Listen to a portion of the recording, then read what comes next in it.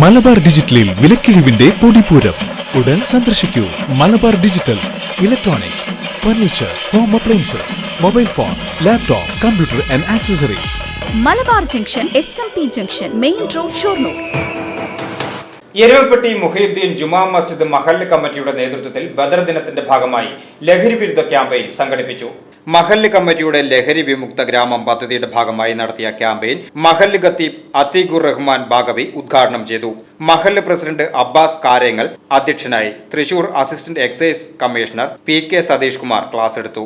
Vadakkanchery excise inspector CP Madhu, Thwaha, മസ്ജിദ് ഖത്തീബ് മുഹമ്മദ് മുഹ്സിൻ ഹാഷിമി എന്നിവർ സംസാരിച്ചു. പ്രദേശമാണ് കേരളം എന്ന്. ദൈവത്തിന്റെ സ്വന്തം നാട് ലഹരിയുടെ, കഞ്ചാവിന്റെ, ഹാൻസിന്റെ, പാൻമസാലയുടെ, MDMA സ്വന്തം നാടായി മാറിക്കൊണ്ടിരിക്കുന്നു.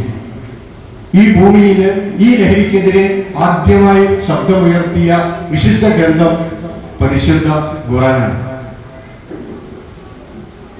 ഈ ലഹരിക്കെതിരെ നമ്മുടെ രാജ്യത്ത് ആദ്യമായി ശബ്ദമുയർത്തിയത് നമ്മുടെ രാഷ്ട്രപിതാവാണ്.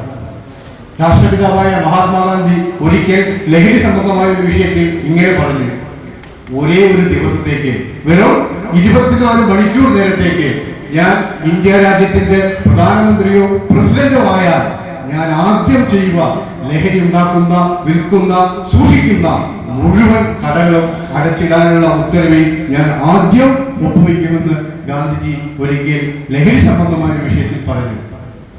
News desk, Erumapetty.